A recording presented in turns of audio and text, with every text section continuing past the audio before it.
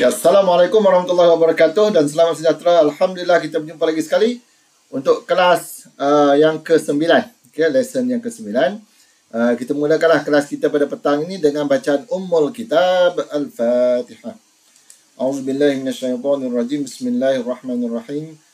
Alhamdulillahi rabbil alamin. Arrahmanirrahim. Maliki yaumiddin. Iyyaka na'budu wa iyyaka nasta'in.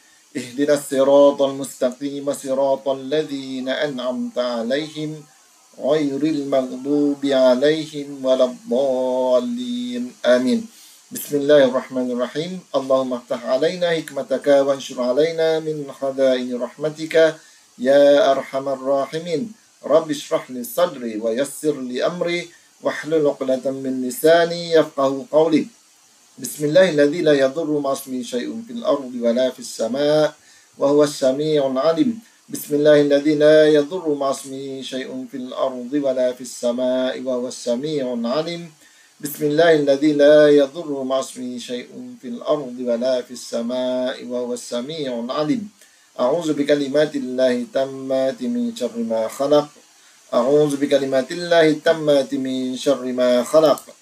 أعوذ بكلمات الله التامات من شر ما خلق.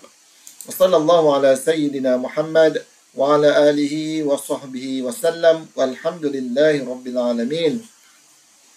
Amin, amin, amin ya Rabbal Alamin. Alhamdulillah. Hari ini kita berjumpa lagi sekali. InsyaAllah kita akan teruskan perbincangan kita kepada tajuk ataupun bab yang ke-6 bagi tingkatan 4. Okay, iaitu cahaya dan optik. Yang mana bab ni antara bab yang nak kata susah, taklah susah sangat. Nak kata senang pun taklah senang sangat. Tapi insyaAllah kalau kamu boleh faham dia punya konsep-konsep dia, insyaAllah kamu boleh buatlah soalan-soalan yang kamu jumpa dalam periksa nanti insyaAllah. Okey, mari kita terus pergi pada soalan kertas 1 ni. Soalan nombor 1. Semua dah bersedia ke ni?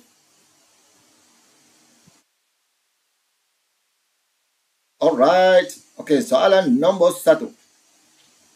Okay, Raja menunjukkan sinar 7 ditujukan ke atas satu permukaan kaca. Arah manakah sinar itu merambat selepas melalui X? Okey, kaca ni ialah kaca lut sinar lah. Okey, dalam tajuk bila masuk je cahaya tu boleh tembus, nama dia apa? Lut sinar. Apa maksud lut sinar? Lut tu tembus, sinar tu cahaya. Dia boleh tembus cahaya. Kalau tak lut tu tak boleh tembus. Kan kita selalu dengar kan, tikam tak lut. Maksudnya tikam tak tembus. Itu ada ilmu kebal. Yang ni cahaya disebut lut sinar. Sinar boleh tembus dia. Kalau dia melalui satu garisan yang kita katakan sama dengan garisan yang kita sebelum ni, kita akan lukis satu garisan normal. Kan? Garisan normal ialah 90 darjah dengan pembahagi di antara dua medium. Kalau sini adalah udara, sini adalah kaca, bermaksud kita ada sini ada N kaca, sini ada N udara. Kalau cikgu buat 1 dengan 2 lah. Kaca ni N2, iaitu indeks biasan kaca dan juga indeks biasan udara. Dia ada dua benda yang mempunyai indeks biasan yang berlainan, iaitu berlainan ketupatan optik dia. Maka kalau dia masuk pada 90 darjah, dia tidak akan terbias. Seperti mana kita belajar tajuk kanta. Ingat balik lah ni. Allah, saya ingat tak apalah ni, titik kosong ni. Titik tengah, titik kosong pula, titik O ni, iaitu titik tengah optik ni. Kalau cahaya masuk melalui dia, maka dia tidak akan terbias. Dia akan terus je, tanpa dibiaskan. Okay? Sama juga kalau dia masuk melalui 90 darjah, iaitu pada garis normal. Ni pada garis normal ni. Kalau kita buat garis, ni garis normal. Okay? Maka dia tidak akan terbias. So, jawapan dia mana? Dia tidak akan pergi B, dia tidak akan pergi C, dan dia juga tidak akan pergi D. Maka jawapan dia adalah A. Okey, sampai setakat tu boleh ikut tak?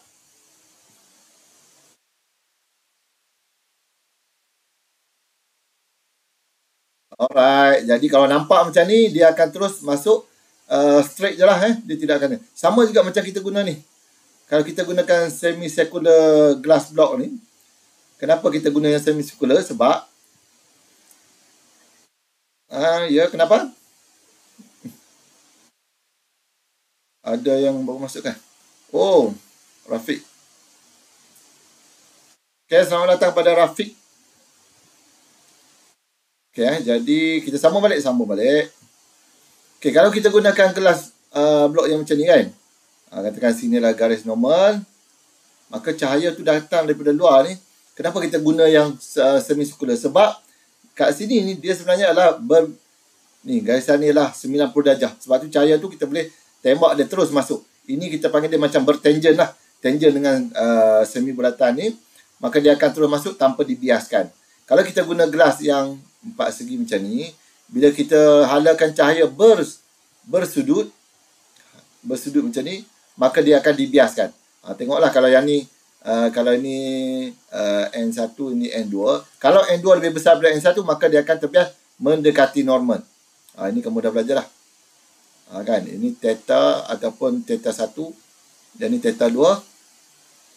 Okay, maka theta 1 ni lebih besar daripada theta 2 bila dia mendekati normal. Itu kalau dia masuk bersudut.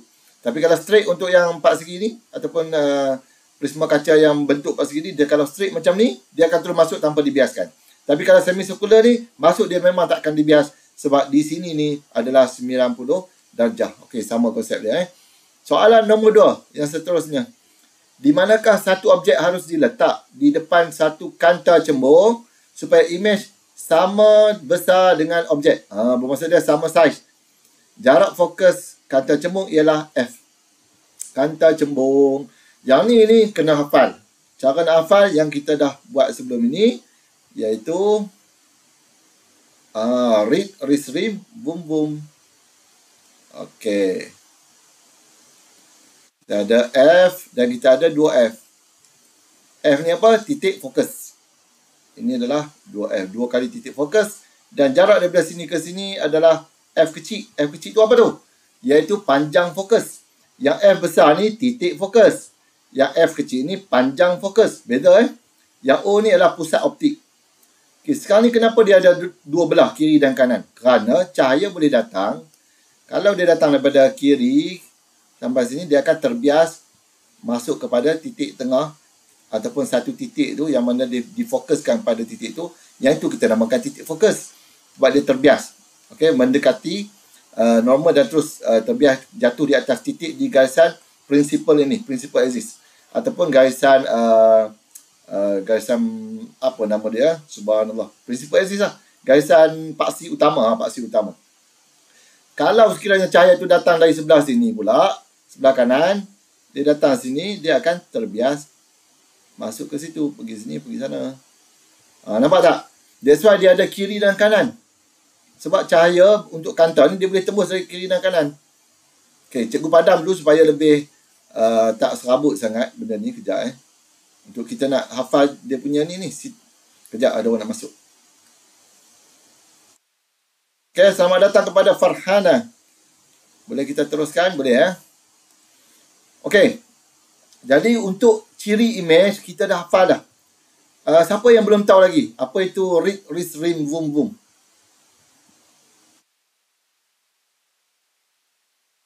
Oh, tak tahu lagi. Okey, tak apa. Cikgu akan beritahu. 1, 2, 3, 4, 5. Ini cara mudah untuk hafal tanpa kamu perlu lukis. Just dengan, kalau ada lukisan ni, kamu lebih baiklah. Ini kedudukan yang pertama, kedudukan yang kedua, kedudukan yang ketiga, kedudukan yang keempat, dan kedudukan yang kelima. Alright, cikgu guna pen hitam lah. Ini nombor 1, nombor 2, nombor 3, nombor 4, nombor 5.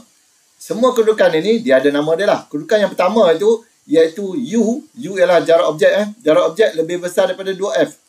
Cikgu guna 2F kecil. Cikgu tak guna 2F besar sebab 2F kecil ni bermaksud 2 kali ganda daripada jarak objek. Jarak fokus. Ataupun panjang fokus. Okay, yang kedua ialah U sama dengan 2F.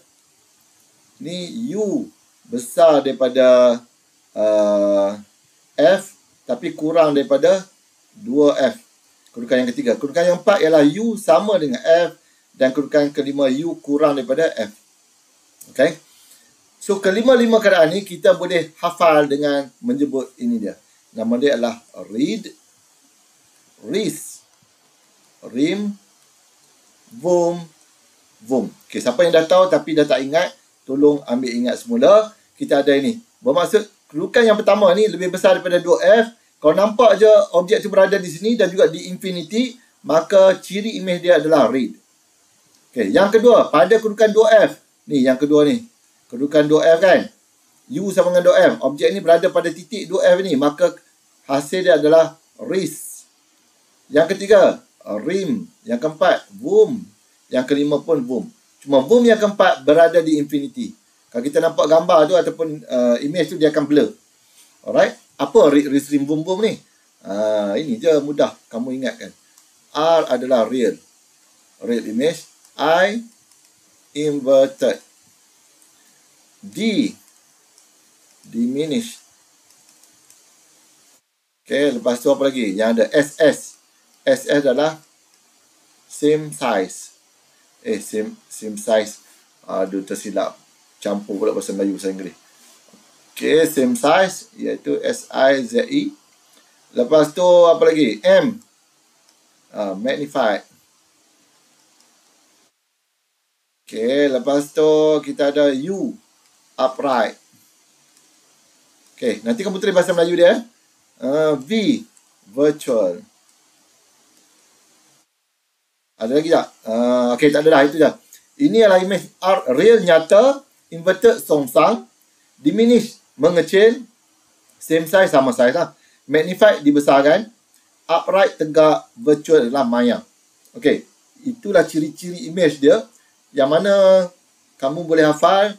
Dan dia juga yang magicnya, dia adalah semua ciri image bagi kanta cembung ini. Kanta cembung.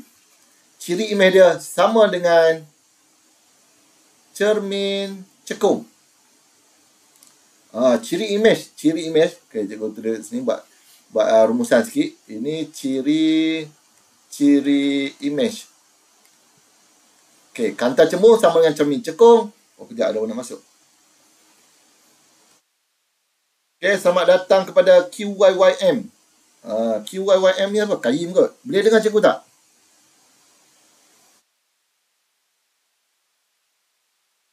Boleh dengar tak? Mungkin boleh kot. Sebab yang lain boleh dengar kan? InsyaAllah boleh. Okay. So, ciri image bagi kanta cembung sama dengan cermin cekung. Dan kanta cekung sama dengan cermin cembung. Okay, yang ni dia yang tadi lah. RIS, RIM, VOOM, VOOM. Kalau yang ni, dia hanyalah void saja. Virtual, upright, diminished sahaja.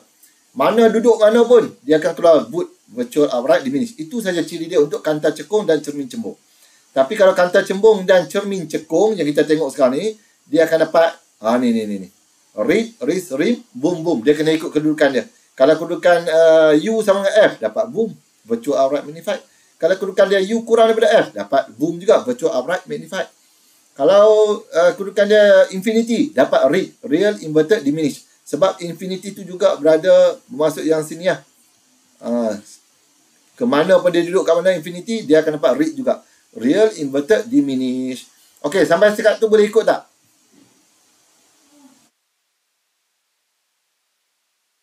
Alright, Alhamdulillah. Jadi jawapan dia apa? Yang mana kita nak dapatkan same size, sama besar, iaitu sama size. Kedudukan mana satu?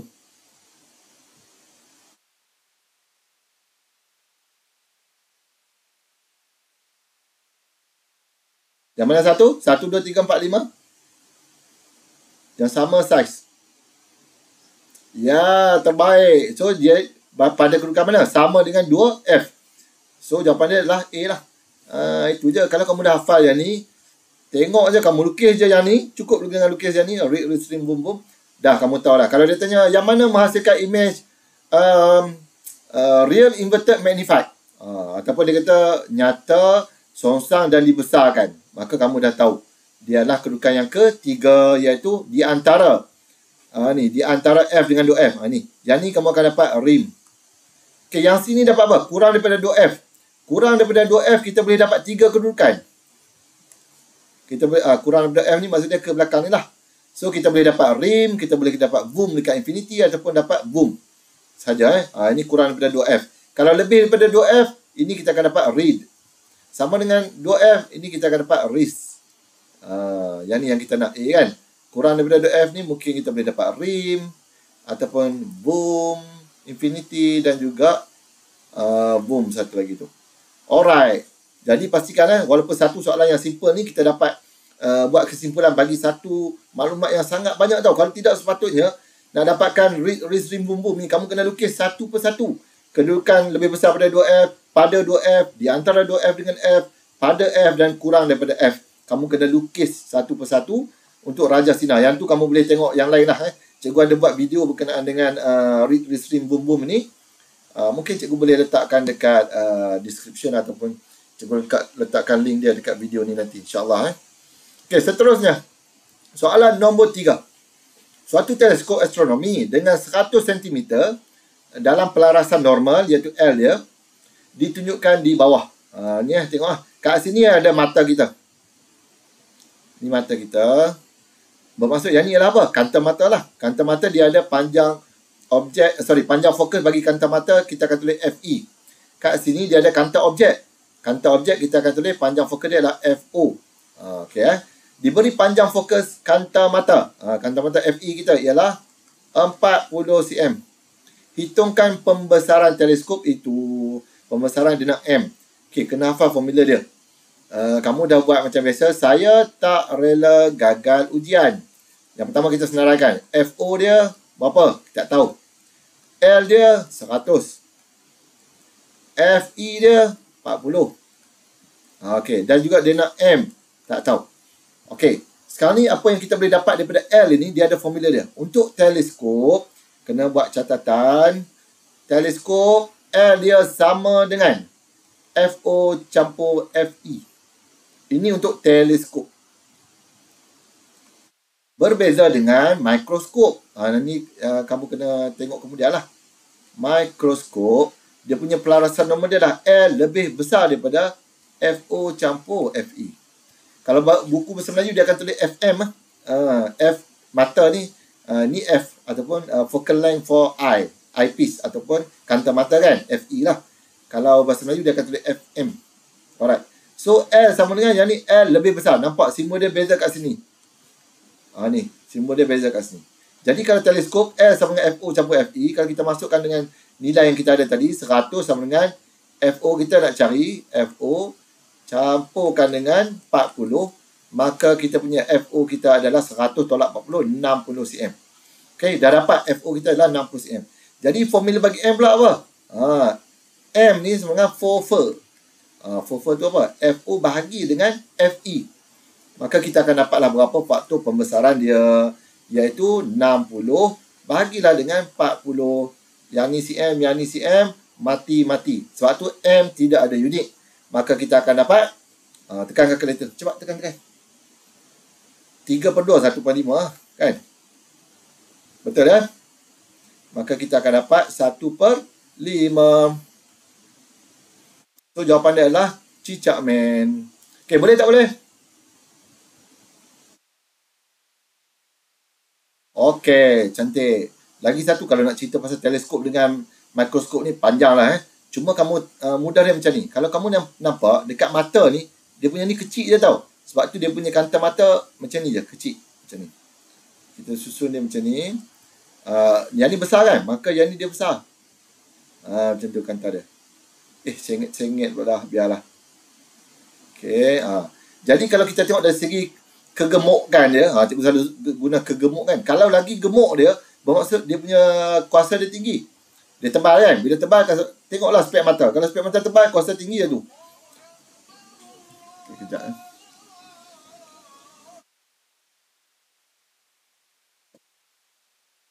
Okay, dah masuk waktu. Okay. Jadi kalau kamu nak tahu yang mana ini FE, ini adalah FO. Jadi kalau FO tu dia lebih, dia tebal, besar. Diameter dia besar, kenapa? Kita nak cahaya banyak masuk ke dalam tu maka dia akan mempunyai kuasa yang rendah berbanding dengan kanta mata. Kanta mata lebih tinggi kuasa dia. Jadi dia punya panjang gelombang, subhanallah. Dia punya panjang fokus ini ialah FE, dan FO dia berada pada titik yang sama. Di sini FO, di sini FE. Bermaksud, kejap cikgu lukis tempat lain lah macam ni. Mana pula pen cikgu? Sini. Okey, sini.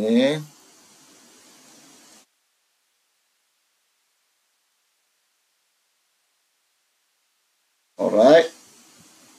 Okay, panjang fokus dia berada di sini. Bermaksud daripada sini ke sini adalah FO. Dan daripada sini ke sini adalah FE. Dia berada pada titik yang sama. Pelarasan normal ialah dari jarak daripada pusat optik kanta objek kepada pusat optik kanta mata. Ini kanta mata, ini mata, ini objek. Kanta objek dengan juga kanta mata. Okey, dia berada pada titik yang sama. That's why L ni hasil tambah 4 ni FO dengan FE ni lah. Kalau sini 60, sini 40. Maka sini akan jadi 100. Itu maksud dia. Itulah pelarasan normal. Tapi kalau mikroskop, dia lain sikit. Jadi kamu dapat bezakan yang ni pun okey lah hari ni. Untuk kanta objek, dia lebih bulat, gemuk tu. Yang ni kanta objek ni kat mana ni? Yang kita tengok mikroskop yang ada 3 tu. Kita boleh pusing-pusing kan? Dia memang kuasa dia tinggi kat situ. Dia terbalik dengan teleskop. Dia jadi macam ni. Ini ialah FO dia. Yang ni ialah FE dia. Pada titik ni. Okey. Sini adalah panjang bagi panjang fokus kanta objek. Dan sini adalah panjang fokus bagi kanta mata. That's why dia punya L dia. Daripada sini ke sini L itu. Sebab tu L tu dia lebih besar daripada hasil tambah FO campur dengan FE. Sebab dia ada gap ni. Tengah-tengah ni dia ada gap. Kalau FO katakanlah yang ni ialah 10 cm, FE ini ialah 20 cm. Maka L mesti lebih besar daripada 20 campur 10. Lebih besar daripada 30. Yalah, dah ada gap kat sini, katakan sini 5. Mestilah L tu 35. Kan? Dia lebih besar daripada hasil tambah FO dengan FE. Ini ialah apa? Mikroskop. Yang ni apa? Teleskop. Kamu dapat bezakan yang tu pun dah cukup baik. Tapi kamu kena tengoklah macam mana imej yang terhasil apa semua. Okey, baik, pergi pada soalan yang seterusnya. Soalan nombor 4. Sebuah bongkar kaca disinari cahaya matahari. Matahari berada pada sudut 50 darjah di atas ufukan. Dan bahagian bawah bekas tersebut adalah gelap sepenuhnya. Okey, dia kata 50 di atas ufukan. Bermaksud kalau kita ada line macam ni, kat sini lah 50 darjah. Okey, macam ni bermaksud di sini 50 darjah. Jadi berapa sudut tuju dia? Ni, ini kita panggil I kan, incident angle. Berapa sudut tuju dia? Adakah 50? Ya, terbaik. Dia adalah 40 darjah. Sini adalah 15 cm. Sekarang ni kita nak tahu berapa sudut ataupun theta 2. Yang ni kita guna formula bagi hukum Snell, iaitu N1 sin theta 1 sama dengan N2 sin theta 2. Okay, N1 ni udara lah, iaitu 1.00. N2 ni ialah N bagi kaca. N2 adalah kaca, berapa ya? 1.52 dia bagi. 1.52. Okay, jadi kita akan dapat N1 kita 1. Sin theta kita ialah sin 40 darjah. Yang ni N2 kita ialah 1.52 dengan sin theta 2. Okey, jadi kita nak cari sin theta 2 ni. Sin theta 2 sama dengan 1 tak payahlah maksud dia sin 40. Sin 40 darjah bahagikan dengan 1.52. Okey, tekan kalkulator. Mana kalkulator cikgu? Cuba tekan, tolong tekan.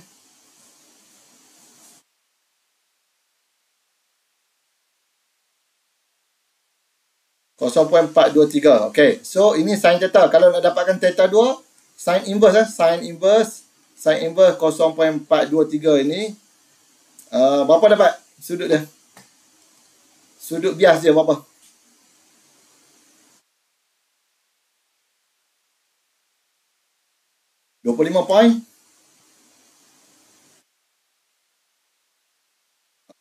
Okay, 25.01 darjah.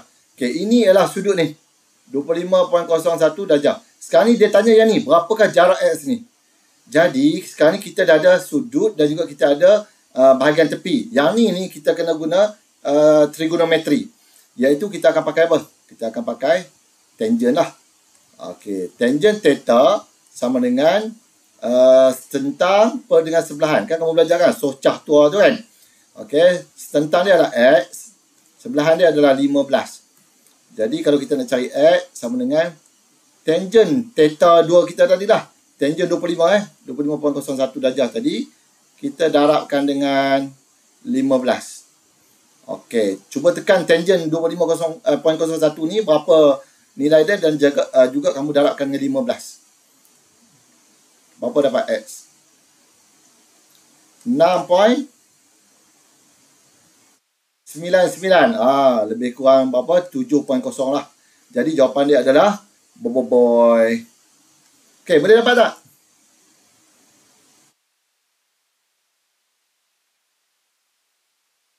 Okey, jadi pastikan kamu tahu sebab ini dah masuk trigonometri. Dia bagi sudut, kita ada yang X nak cari, yang sebelah kita ada, sudut pun kita ada kan. Kita kena guna tan lah. Kalau tan pula, kita tak sebut tan, kita sebut tangent. Okey, tangent theta.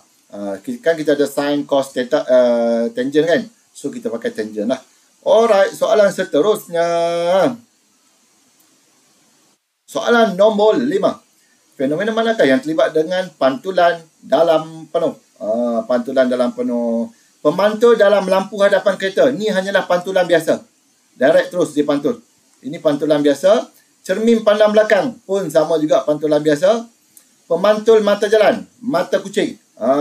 Cermin bintik buta pun pantulan biasa. Yang ni dia gunakan pantulan dalam penuh. Yang mana dia ada bentuk macam ni. Bila cahaya tu datang. Yang ni dia bentuk macam prisma kaca. Cahaya tu datang, kena sini, disebabkan dia lebih daripada sudut genting, maka dia akan terpantul ke sini. Cahaya datang, pantul sini. Yang ni pun lebih daripada sudut genting, dia akan terpantul balik keluar. Yang terpantul balik keluar ni lah, masuk ke dalam mata kita. Kan sini kita punya lampu kan, lampu kereta kita lah. Kita suluh dekat jalan tu. Dia bukannya ada lampu pun kat tu, mata kucing tu. Yang kita tampal kat tengah jalan tu, yang warna kuning-kuning tu kan. Dia hanyalah satu macam prisma kaca macam tu. Cahaya masuk, terpantul dalam penuh dan dipantulkan balik ke mata kita dan kita nampak seolah dia bercahaya pada waktu malam. Okay, jadi yang menggunakan konsep pantulan dalam penuh ini ialah di dalam mata kucing, iaitu cat's eye reflector ataupun pemantul mata jalan. Boleh faham Tapi sebelum tu kita kena cerita juga apa itu pantulan dalam penuh ni. Cikgu akan bagi, iaitu 2 syarat dia. Yang pertama, Nino. Apa ni? Nino. Yang kedua adalah I besar daripada C. Iaitu Nino ni, indeks biasan bagi yang inner di dalam, bahagian dalam. Ini Ni, ini adalah No. Yang dalam tu kaca ataupun benda luksina. Maksudnya cahaya boleh masuk. Sekiranya dia lebih besar daripada yang di luar. Medium yang kedua itu yang di luar. Baru boleh berlaku pantulan dalam penuh. Mesti yang inside lebih. Contoh macam ni lah. Macam kita ada wire bagi fiber optik. Okay, dia ada 2 lapis. Yang ni adalah outer, yang ni adalah inner. Indeks biasan dalam, indeks biasan luar. Indeks biasan luar ni, dia mesti lebih rendah daripada yang dalam. Katakanlah cikgu bagi nilai, katakanlah sini 1.30. Yang Ni ni, dia mesti lebih besar daripada 1.30. Katakanlah 1.60. Baru boleh berlaku cahaya itu terpantul dalam penuh sekiranya syarat kedua dipenuhi, iaitu sudut tuju lebih besar daripada sudut genting. C ini adalah critical angle ataupun sudut genting. Okey, bermaksud bila cahaya datang sampai kat sini, dia sudut ni, I ni lebih daripada sudut genting, terpantul dalam penuh. Sini pula terpantul dalam penuh, terpantul dalam penuh, terpantul dalam penuh. So cahaya itu akan bergeraklah di dalam wire tersebut. Yang inilah aplikasi bagi yang fiber optik itu. Okey, boleh faham tak?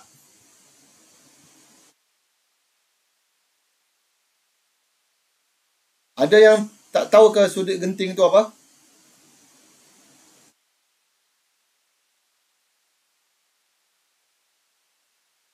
Ayo, senyap je ni. Ada orang ke tak ni? Ada. Boleh faham tak? Faham ni? Boleh tak? Pantulan dalam penuh. Okey, nasib baik. So, pastikanlah dia ada beberapa fenomena semula jadi yang ada kaitan dengan pantulan dalam penuh. Antaranya ialah kita panggil dia logam maya. Yang kita nampak air tu kan? Nampak air dekat tengah jalan tu. Yang mana itu jugalah yang kita, kalau kita pergi umrah kan, kita buat sa'i tau. Sa'i ni mengambil peristiwa daripada Siti Hajar, isteri kepada Nabi Allah Ibrahim. Kan dia nampak air sana, dia pergi lari daripada Bukit Safa ke Bukit Marwah. Lepas tu dia pergi sana, tak ada apa pun. Tengok dekat Bukit Safa, ada pula nampak bercahaya. Daripada Bukit Marwah, lari pula ke Bukit Safa kan. Sampai 7 kali. Lepas tu barulah dia pergi pada anaknya Ismail tu. Jadi yang dia nampak itu adalah logam maya ataupun sebenarnya image daripada awan, hasil daripada proses pantulan dalam penuh. Okay, sama juga macam pelangi. So dia berlaku pembiasan ataupun dan juga pantulan dalam penuh di dalam setiap molekul air yang menitik tu. Sebab tu pelangi ni kalau kita tengok dia hanya berlaku pada waktu hujan renyai-renyai. Hujan lebat tak jadi pelangi. Sebab dia nak air tu jatuh dalam bentuk titisan-titisan. Okay, dalam setiap titisan tu lah baru dia, kita panggil dia disperse, menyerakkan kepada 7 warna. Lepas tu terpatu dalam penuh dan dikeluarkan dalam bentuk warna-warna pelangi yang kita tengok tu lah. Okey, soalan yang seterusnya. Dah setengah jam baru nombor 6 ni. Okey, soalan nombor 6. Pada waktu malam ketika menaiki motosikal, Kamarul Zaman tidak dapat melihat dengan jelas perkara yang berlaku di atas jalan raya apabila menutup cermin topi keledanya. Ni dia pakai visor ni. Kan kat topi tu dia ada visor kan. Bila tutup dia nampak macam blur tau. Kenapa? Nampak tak? Dia ada bengkok kat sini. Nampak je bengkok, pembengkokkan. Pembengkokkan. Apa maksud ni? Dia pembiasan lah ni. Ya. Inilah juga yang kita namakan bila mana cahaya itu bergerak daripada satu medium, kurang tumpat ke lebih tumpat atau lebih tumpat ke kurang tumpat, maka akan berlaku pembengkokkan. Pembengkokkan itu kita dah bincang sebelum ni dalam tajuk gelombang kalau tak salah cikgu. Semasa pembiasan kan. Sama jugalah, cahaya pun bersifat yang sama. Sama ada dia mendekati normal ataupun menjauhi normal. That's why juga kita nampak cawan pula dah. Nampak pensel di dalam cawan, dalam air kan. Kita akan nampak dia bengkok. Kenapa? Cahaya telah pun dibiaskan. Okay? Sebab halaju cahaya telah pun berubah. Perubahan itu bergantunglah. Sama ada dia semakin perlahan ataupun dia semakin daripada perlahan ke laju ataupun laju ke perlahan. Bergantung daripada ketumpatan optik mana yang dia pergi. Okey, mari kita tengok. So jawapan dia, dia tanya macam tu je. Tu dia dapat jawapan lah. Jawapan dia ialah pembiasan cahaya. Bukan pantulan dalam penuh dan juga bukan pembelauan. Okey, soalan seterusnya. Nombor 7. Raja menunjukkan satu sinar cahaya merambat dari medium X ke medium Y. Lepas tu dia tanya apa? Dia ada bagi dua ni. XY dengan XZ. Susun ketumpatan optik mengikut susunan menaik. Okey, kamu tengok betul-betul. Ini yang cikgu sebut tadi. Bila mana, ni kita ada NX. Indeks biasa bagi X. Sini kita ada NY. Indeks biasa bagi Y. Sini NX. Sini NZ. Okey, kalau kita tengok X dengan Y. Yang mana lebih tumpat? Siapa tahu? Dia mendekati normal ni. Ini R dia, sudut bias. Ini adalah I dia, sudut 7. Agak-agak kamu yang mana lebih tumpat?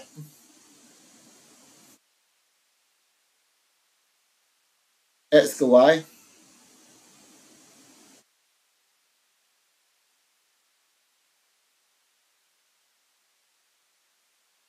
No answer. Kalau dia mendekati ni, maksud dia yang Y ni lebih tumpat. Boleh faham Okey, ingat. Kalau tak ingat pun, lepas ni pastikan kamu ingat.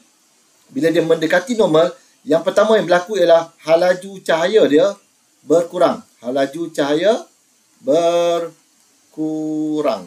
Bila dia berkurang, dia akan mendekati normal. Dia tak pergi straight. Sepatutnya kalau dia tidak ada, kalau medium X dengan Y ni mempunyai indeks biasa yang sama, dia akan pergi straight. Macam ni, dia akan pergi straight. Tidak ada pembiasan.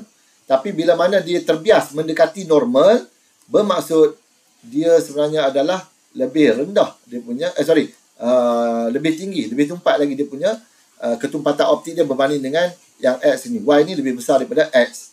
Okey, halaju cahaya berkurang, dia mendekati normal. Mendekati normal. Okey, apa jadi kalau yang macam Y ni pula? Yang X dengan Z ni. Ini adalah I dia, ini adalah R dia. R dia lebih besar kan? Bermaksud dia menjauhi normal. Bermaksud halaju cahaya dia, kalau ikutkan dia bertambah. Bukan kita kata halaju cahaya yang C sama dengan 3.0 kali 10^8 meter per saat itu, tak ada benda dah yang lebih laju daripada yang ni. Setakat yang kita belajar kan. Dia tidak, maksudnya I daripada X ni bukan 3.0. Mungkin I kat sini 2.8. Tapi bila dia keluar ke medium Z, mungkin dah jadi 3.0. Macam tu maksud dia. Dia lebih tinggi. Tapi dia tidaklah akan lebih tinggi daripada 3.0 ni. Tak boleh. Okay, inilah laju yang paling tinggi yang dicatat untuk kelajuan cahaya. Tapi yang kita boleh tahu bahawa X dengan Z ini, maka yang di atas ni bukan 3.0. Sebab dia boleh lebih laju lagi. Bermaksud medium Z ini kurang tumpat daripada X. Okey, kalau kita susun dengan NZ, NZ ini dia adalah kurang tumpat daripada ataupun lebih kecil daripada NX. Yang atas ni pula NY lebih besar daripada NX.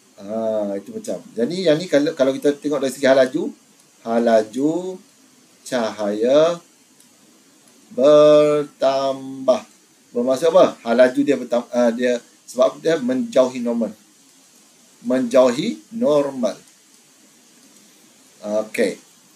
Jadi kalau kita nak susun, yang mana yang paling tumpat? Yang paling tumpat sudah pastilah Y. Y ni yang paling tumpat. Nombor 1 Y, nombor 1. Yang nombor 2 sebab X dengan Z, X lebih tumpat daripada Z. Bermaksud X ini nombor 2. Z ni nombor 3. Jadi kita susunlah. Dia kata susunan menaik. Menaik maksudnya daripada kurang tumpat ke paling tumpat. Yang paling kurang tumpat ialah Z. So Z nombor 1. Yang kedua adalah Y, lepas tu X. Subhanallah. ZXY. Y yang paling tinggi kan. So jawapan dia adalah A, Z, X dan Y. Itulah susunan dia. Z yang paling rendah, X yang kedua, Y yang ketiga, iaitu Y tu yang paling tumpat. Okey, cikgu harap kamu boleh ikut. Pergi kepada soalan yang seterusnya. Ini soalan senang lah. Dia tanya apa? Lintasan sinar cahaya manakah yang akan menghasilkan pantulan dalam penuh? Masih tajuk pantulan dalam penuh. Kalau sebut pantulan dalam penuh, cahaya tak keluar dah daripada medium ni, Ni dengan No tadi ni. Bermaksud Ni ni memang lebih besar daripada No lah. Dan sekiranya sudut dia melebihi ni, sudut ni, I ni lebih besar. I lebih besar daripada C, maka akan berlakulah pantulan dalam penuh. Ni lebih besar daripada No. Kedua-dua syarat ini, syarat pertama, syarat kedua dipenuhi, maka akan berlakulah pantulan dalam penuh. Alright, so jawapan dia mana? Dia tak akan pergi A. A ni dia terbias keluar. B pun terbias keluar. C, kalau C ni, pada waktu dia terbias dengan 90 darjah, maka sudut ini, kejap cikgu besarkan sikit supaya kamu nampak. Kan dia 90 darjah kan? Ni sudut ni. Sudut I ni, yang cikgu tulis I pen biru ni, sebenarnya pada waktu itu dia adalah sudut genting. I sama dengan C, pada waktu itulah I itu adalah sudut genting. Sebab apa? Dia punya cahaya itu dibiaskan 90 darjah dengan sempadan di antara dua medium. Okey, boleh ingat kan? Mungkin lepas ni kalau yang pelajar tempat yang belum belajar, lepas ni harap kamu boleh ingat balik lah apa yang cikgu terang ni sama dengan yang kamu belajar kat sekolah nanti, insyaAllah. Okey, seterusnya. So jawapan dia apa? Jawapan dia D lah. Yang terpantul dalam penuh D lah. Okey, boleh dapat tak sampai setakat tu? Boleh Alhamdulillah, Alhamdulillah. Tengok soalan yang seterusnya. Soalan nombor 9. Nombor 9. Hal laju cahaya dalam vacuum ialah 3 kali 10^8. Ini yang tadi C tu. Indeks biasa bagi air adalah 1.3. C sama dengan 3 kali 10^8. N air 1.3. Ingatlah nilai N tidak ada unit. Berapakah laju cahaya di dalam air? Dia nak berapa laju cahaya dalam air. So kita ada formula. Untuk N ni, subhanallah, cikgu lupa nak bagi formula bagi N. N ni kita ada 5 formula.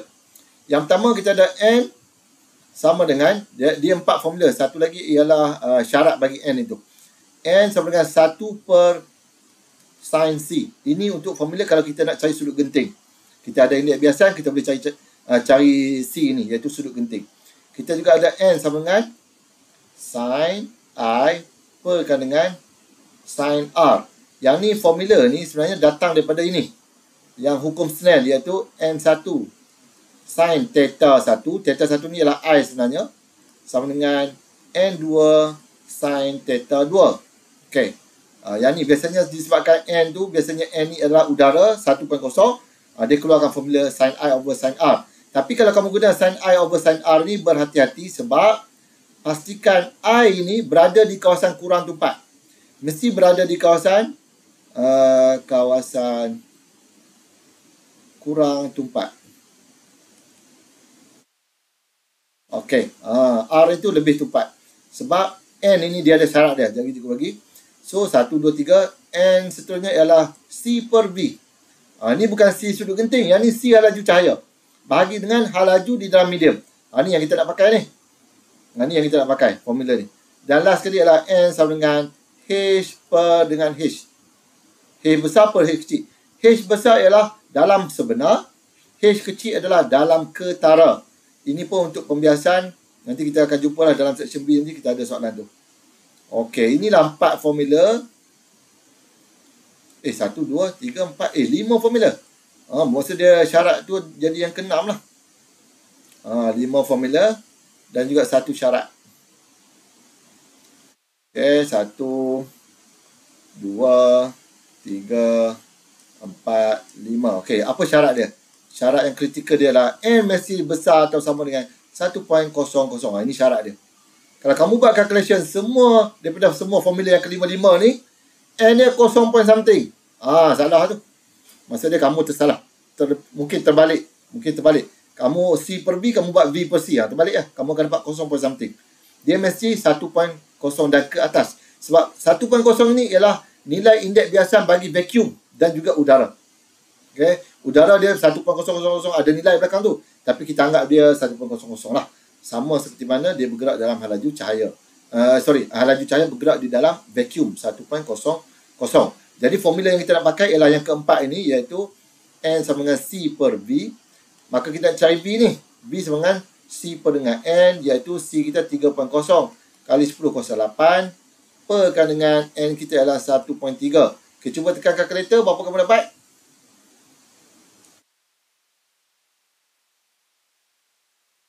2.31 kali 10 kuasa 8. Very good. Unit dia apa? Meter per saat lah. Sebab bawah ni tak ada unit. Atas ni meter per saat. Kan? Unit dia adalah meter per saat. Iaitu jawapan dia adalah boy. Jawapan yang paling tak logik ialah C dan D. Kerana apa? Nampak tak? Dia lebih daripada 3.11. Lebih laju daripada hal laju cahaya. Tak boleh. Tak akan berlaku. 4.26 kali 10 kuasa 8 pun tak akan berlaku lah. Okay? Sebab laju cahaya maksimum dalam vacuum pun 3.0 kali 10 kuasa 8 meter sesaat. Yang mana hal laju cahaya ni lah. Hari tu ada satu soalan tau. Dia keluar dalam STEM kebangsaan tu. Decathlon. STEM Decathlon. Soalan dia ditanya, berapakah masa yang dia ambil oleh cahaya matahari untuk sampai daripada matahari ke bumi? Jawapannya ialah 8 minit 20 saat. Pada kelajuan ini, dia ambil masa 8 minit 20 saat untuk sampai ke bumi. Jadi kalau kita ada formula laju, laju sama dengan jarak bahagi dengan masa kan. Kita ada laju dia, kita ada dah 3.0.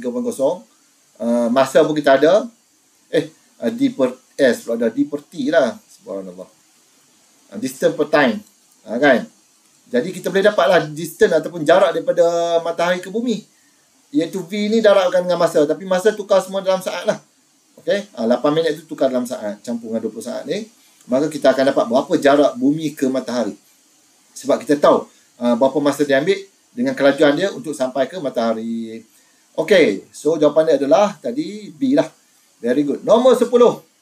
Alamak, tinggal 10 minit.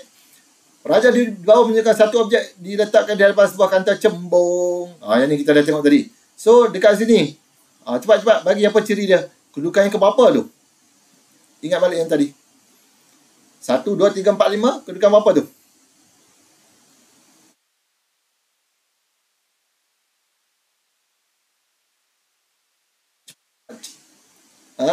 Dia kedudukan yang ke berapa? Yang tadi 1, 2, 3 tu. 1, 2, 3, 4, 5 tu. Very good. Kedudukan pertama kat sini. Kedua kat sini. Ini yang ke-3. Yang ini ke-4 pada F kurang daripada F yang ke-5. Jadi dia kedudukan 3. Kita dah hafal tadi. rim. Boom, boom. So, kita akan dapat rim. Apa itu rim? Dia adalah real.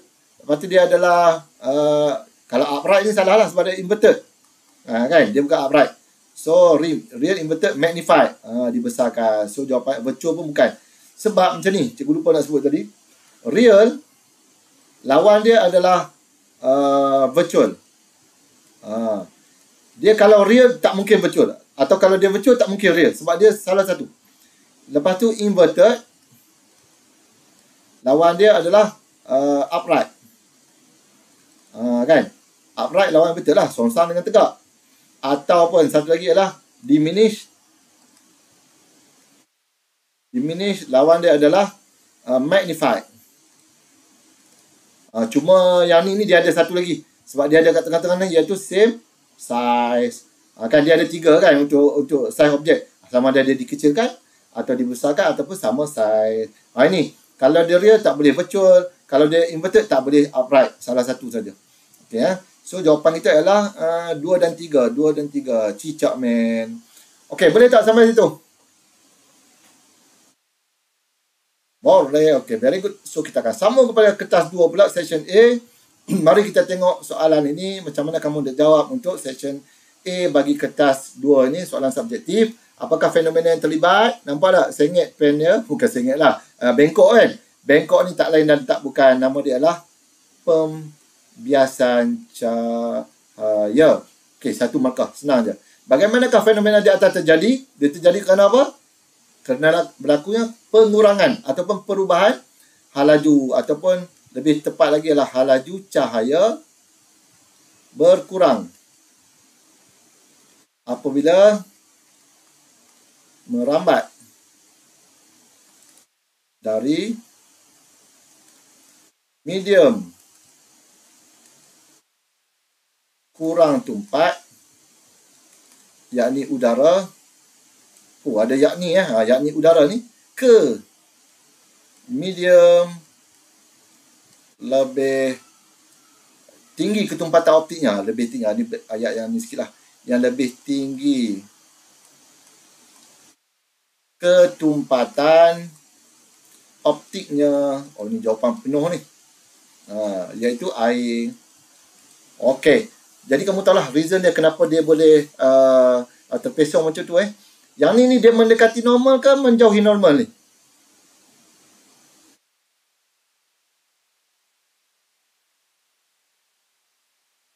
Cahaya datang masuk air. Mendekati normal ke menjauhi normal?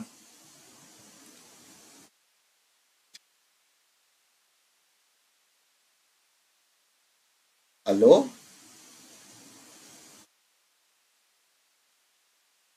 Dengar tak dengar ni? Ya, benar. Dia akan mendekati dah sebab semakin perlahan kan. Kan cikgu sebut halaju cahaya berkurang. Ni, berkurang ni apabila merambat dari medium kurang tumpat. Kurang tumpat tu maksudnya kurang tumpat dari segi ketumpatan optik lah. Udara memang sangat kurang tumpat lah. Tapi yang paling kurang tumpat adalah vacuum. Vacuum. Okay. Iaitu tanpa ada udara langsung kan. Dia tidak ada geser cahaya tu datang tanpa ada gangguan langsung lah. Tapi kalau udara tu masih ada molekul-molekul kan. Tapi masih kurang tumpat berbanding dengan kaca, berbanding dengan plastik, berbanding dengan perspex, berbanding dengan apa lagi benda yang sinar tu. Maksudnya dia kurang tumpat lah. Okay, lepas tu ke medium lebih tinggi ketumpatan optiknya. Iaitu air ke, kaca ke, intan berlian ke, tak kisahlah. Yang mana cahaya boleh masuk, benda yang sinar tu, dia ada ketumpatan optik dia. Yang mana dia ada indeks biasaan N tu. Okay, soalan nombor C. 1C. Jika air diganti dengan minyak, apakah yang berlaku pada pensil? Lebih bengkok ke kurang bengkok? Okey, yang pertama kamu kena analyse yang ni dulu. Antara air dengan minyak, yang mana ketumpatan optik dia lebih tinggi? And air and minyak. Cikgu buat oil lah. Air tinggi lagi daripada ketumpatan ni. Yang mana lebih mudah kamu nampak? Satu cawan air, cawan gelas yang jernih, kamu letak air dengan letak minyak. Yang mana kamu boleh nampak terus tembus? Yang lebih mudah. Air ke minyak?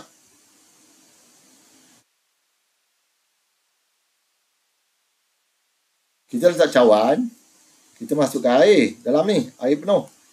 Mata kita kat sini.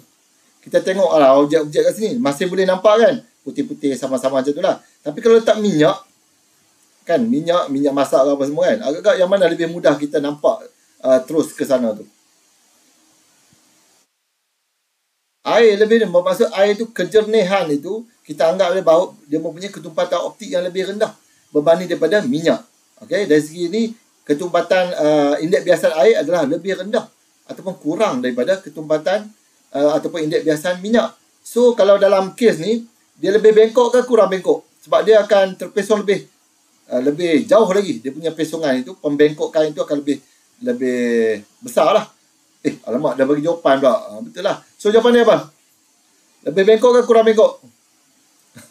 Aduh, dah bagi jawapan kan?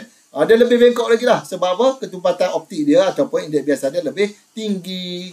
Alright? Okay, kena laju sikit ni. Dah masa dah nak habis. Jelaskan apa yang berlaku di C. Yang tadi lah. Ketumpatan ataupun indeks biasan. Indeks biasan minyak lebih besar. Okey, dah cukup. Ataupun kemudian sebut ketumpatan optik minyak lebih besar pun boleh diterima. Okey, soalan seterusnya. Okey, Raja di bawah menunjukkan satu objek di hadapan sebuah cermin. Ni cermin apa ni? Dia adalah cermin. Oh, dia tanya soalan, kena jawab. Cermin apa? Cermin cembung. Cermin cembung. Cermin cembung, cikgu dah sebut dah tadi. Ciri dia sama dengan apa? Kanta cekung, iaitu virtual upright diminished. Letaklah kat mana pun, kat sini ke, kat mana-mana, tak akan ubah. Dia punya ciri dia virtual upright diminished. Okay, macam mana kita nak lukis? Dia minta kita lukis. Hitungkan panjang fokus. Nak hitung panjang fokus dulu. Okay, panjang fokus mudah. Dia bagi kat sini adalah F, sini kat C. C ni adalah center of curvature. Maksudnya kalau ini satu bulatan, buruknya bulatan, tak apalah. Ni adalah jejari dia lah. Jejari dia. Sini titik tengah bulatan tu. Separuh daripada dia adalah F. Yang ni lah F ni. Iaitu separuh daripada titik ni. Jadi kalau sini separuh, 20 cm adalah separuh daripada C. Dia minta kita F. F sama dengan 2C. Maka C sama dengan terbalik. Terbalik. F sama dengan C sama dengan 2F. C sama dengan 2F. So kalau dia nak apa? Focal length F sama dengan C per 2. C kita ialah 20. Bahagi dengan 2, maka kita akan dapat 10 cm. Disebabkan ruang tak banyak macam ni kan, kamu terus tulis F sama dengan 10 cm. Dah dapat satu markah. Okey, boleh kita kena laju sikit. Soalan seterusnya, lengkapkan rajah di atas melukis satu lagi sinar dari titik X di atas objek untuk menunjukkan pembentukan imej oleh cermin itu. Lukisan imej yang terbentuk. Lukiskan. Dia tulis itu lukisan. Okey, tak apalah. Alright, mari kita padam ini dulu. Tengok. Cara lukis ni pun kamu boleh tengok. Cikgu dah buat satu video tu berkenaan macam mana cara nak melukis rajah sinar bagi cermin cekung, cermin cembung, kanta cembung, kanta cekung. Semua cikgu dah lukis. Okey, yang pertama dia mesti selari dengan P ni. Sebab cikgu ada PFC. Kamu carilah nanti. Okey, kita pergi selari dengan P dan dia akan dipantulkan. Nak pantul tu dia mesti berdasarkan ni. Titik F ni. Dan dia akan pantul ke sana. Sebab sifat bagi cermin memang memantulkan cahaya kan. Cermin kan pantul kan. So dia pergi, kena dekat cermin. Kalau boleh kamu lukis hanya sampai ke garisan kutub cermin ni je. Ni garisan kutub cermin ni. Sampai sini pantul. Pantulan itu garisan putus-putus itu kamu buat ke belakang. Dan dia akan bersilang dengan garisan putus-putus bagi yang garisan C ni. Di situlah akan terhasilnya imej kat sini. Inilah imej yang terhasil. Dah dapat 2 markah. Sini 1 markah. Imej yang kamu lukis markah yang kedua. Alright. Soalan seterusnya. Dia tanya apa lagi? Nyatakan satu ciri imej itu. Tadilah wood dah. Kenapa dia virtual? Sebab dia objek kat sebelah depan, imej di belakang cermin. So dia adalah virtual image ataupun imej maya. Apa maksud imej maya? Imej yang tidak boleh terbentuk di atas skrin. Buat catatan. Okay, imej yang tidak boleh terbentuk di atas skrin. Itu adalah imej virtual ataupun maya. Kalau kita pergi letak skrin kat belakang, tak jumpa ni imej ni. Tak jumpa. Kita nampak aja daripada sini kita tengok, kita nampak imej tu. Kecil je nampak kan? Tapi dia tidak. Kalau ambil skrin kita letak kat belakang, takkan jumpa. Berbanding dengan real image ataupun image nyata. Image nyata ialah image yang boleh terbentuk di atas skrin. Ataupun can be captured on screen. Maksudnya kalau kita tengok LCD, kita pancarkan ke skrin, boleh terbentuk imej tu, bermaksud itu imej nyata lah tu. Okey. Mari kita tengok dia minta tadi kan. Kamu letaklah salah satu, sama ada dia maya ataupun dia tegak, upright kan. Wood kan, virtual upright, ataupun dia tegak, ataupun dia dikecilkan ataupun mengecil. Dikecilkan. Okey, satu markah. Letak satu dah lah, yang mana kamu paling yakin. Kalau letak tiga-tiga boleh, tapi pastikan ketiga-tiga betul. Kalau satu je salah, dia akan tulis CTR. Apa tu? Contradiction. Dulu dia sebut WCR, wrong, cancel, right. Tapi sekarang dia pakai contradict lah. Maksud dia satu betul, satu salah, dia dah contradict. So, pilih yang mana kamu paling yakin. Okey, soalan nombor 3. Okay, nombor 3, dia ada real debt lawan dengan apparent debt. Apa ni? Raja menunjukkan sekeping shilling yang serupa ditenggelamkan di dalam air laut. Okey, dia ada dua air. Satu air laut, satu lagi adalah air suling. Dia tanya, mengapa shilling kelihatan dekat dengan permukaan air suling dan air laut? Ini disebabkan apa ni? Pembiasan cahaya. Disebabkan oleh pembiasan cahaya. Okey. Bandingkan dalam ketara. Okey, tengok dalam ketara dia. Okey, dalam ketara kamu bandingkan yang mana yang lebih ni. Tengok graf pun kamu dah boleh tahu. Tengok kat sini. Okey. Maaf, pecah kecil, ajak mandi dah. Okey ni. Sini dalam ketara. Katakanlah sini 10 cm. Ni daripada sini ke sini 10 kan. Okey, yang ni tengok dalam ketara. Sikit. Betul eh? So, daripada situ kita dah boleh buat perbandingan bahawa dia kata Raja A dan Raja C. Bandingkan dalam ketara. Raja mana A dan mana C dah, kejap. Raja gambar ni lah, kita nampak yang mana dia punya ni lebih dekat, yang mana lebih jauh.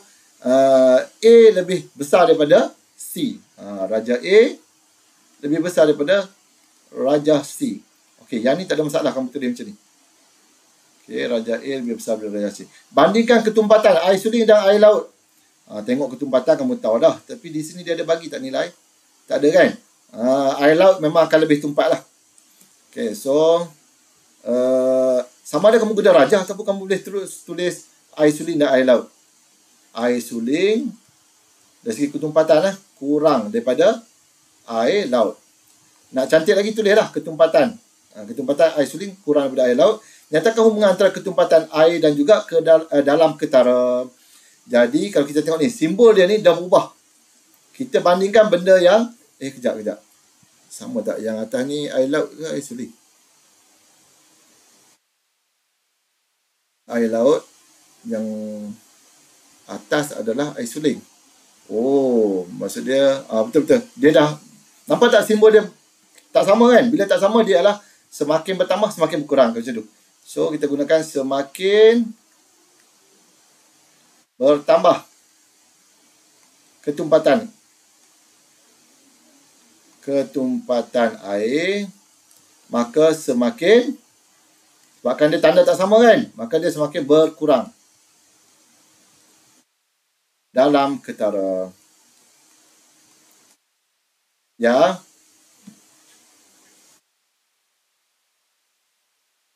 Air laut lagi tumpat. Air suling biasa 1,000 kilogram per meter cube. Air laut biasanya 1,025. Mungkin lebih tinggi. Kalau laut mati lebih tinggi lagi lah. Dia lebih tumpat. Kalau kamu tengok dari segi daya apung pun kamu dah boleh tahu. Kalau kita berenang dalam sungai dengan berenang di dalam laut, yang mana lebih mudah untuk terapung? Dalam laut kan? Jadi ketumpatan ni, ketumpatan air laut. Ni ketumpatan air suling. Ketumpatan air laut lebih besar daripada air suling ataupun air sungai ataupun air biasa. Boleh faham Sebab dia ada kandungan garam lah. Kalau kita tengok formula rho sama dengan M per B, bila campur garam, jisim dia lebih. Bila jisim lebih, maka ketumpatan dia akan tinggi. Jisim tinggi. Sebab apa? Dia ada campuran garam.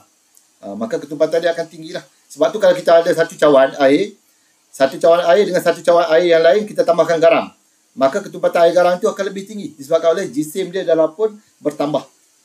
Okey, boleh faham Boleh tak?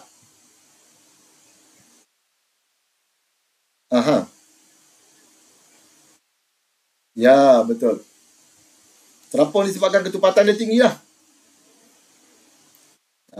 Bila ketumpatan tinggi memang dia susah untuk tenggelam. Sebab daya apung kan bergantung kepada rho Vg. Okey. Ini ialah FB kita, daya apung. Bergantung bila ketumpatan ni tinggi, maka daya apung dia juga akan tinggi. Sebab tu bila berada di kawasan yang sangat tinggi ketumpatan air dia, maka daya apung dia sangat tinggi, memang susah untuk kita tenggelam. Kalau kita nak tenggelam juga, kita kena pakai pemberat ni. Kalau macam dia orang nak pergi menyelam kat laut mati kan, dia orang kena pakai pemberat. Baru dia boleh masuk ke dalam air tu. Sebab dia susah nak tembus. Macam juga mercury. Macam mana kita ambil logam, kita letak. Kalau logam tu kurang tumpat daripada mercury, terapung di atas mercury. Padahal mercury tu cecair. Lagi tumpat dia, lagi susah untuk kita tembus dia ataupun kita nak tenggelam di dalam dia. Sebab ketumpatan tu menghasilkan daya apung yang besar. Sebabkan hasil daripada formula ni lah yang kita belajar dalam tajuk prinsip Archimedes tu. Okay, FB sama dengan rho Vg. Ni ketumpatan dia, rho ni, iaitu ketumpatan dia tinggi menghasilkan daya apung yang tinggi. Okey, boleh kita terus pergi pada soalan yang seterusnya sebab masa dah terlebih, minta maaf. Okey, soalan yang seterusnya ialah seekor ikan berada di dasar kolam yang kedalamannya 4 meter. Ni 4 meter ni ialah apa ni? Ni ialah dalam sebenar H. Pada kedalaman berapakah ikan tersebut terlihat oleh mata pemerhati di permukaan air jika indeks biasa air adalah 1.33. Dia bagi N sama dengan 1.33. H besar adalah 4 meter dan H kecil kita nak cari. Maka kita gunalah formula tadi. H besar apa dengan H kecil. Kalau H kecil sama dengan H besar apa dengan N. Maka kita akan dapat 4 meter bahagikan dengan 1.33. Berapa dapat?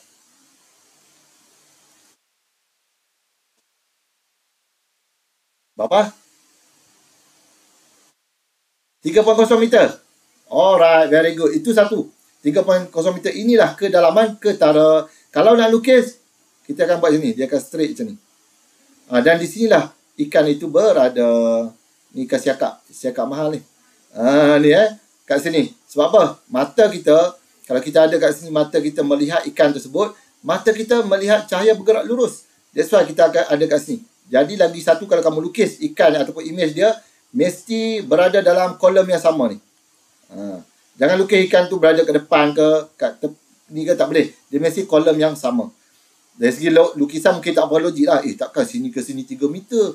Memanglah tak apa logik kan. Tapi kalau ikutkan sebenar lukisan dia inilah. Garis lurus ke mata kita. Sebenarnya ikan tu berada lebih bawah ke bawah. Okay. Yang ni pun cikgu dah buat dalam video tu. Macam mana kita nak, kalau kita nak, nak melembing. Tak kisahlah yang nak tikam ikan tu kan. Tak boleh kita pergi kepada image ni. Sebab dia berada di bawah lagi daripada image tersebut. Okay. Alhamdulillah dah pun 5-10 minit. Minta maaf terlebih 10 minit. Jadi Alhamdulillah selesai untuk tugasan kita hari ini. Terima kasih banyak kepada semua yang join kelas cikgu pada petang ni. Kita ada Farhana, Maizatul Hana, Natasha, Nur Alisa, Nabila, Nurul Fatihah. Okay, mungkin ada yang dah terkeluar tu, tak apalah. Jadi sampai situ dulu untuk hari ini. Mohon ampun dan maaf salah dan silap. InsyaAllah ada rezeki, ada umur, kita jumpa lagi. Assalamualaikum warahmatullahi wabarakatuh. Bye-bye dan selamat bercuti. Okay, sama. Bye-bye.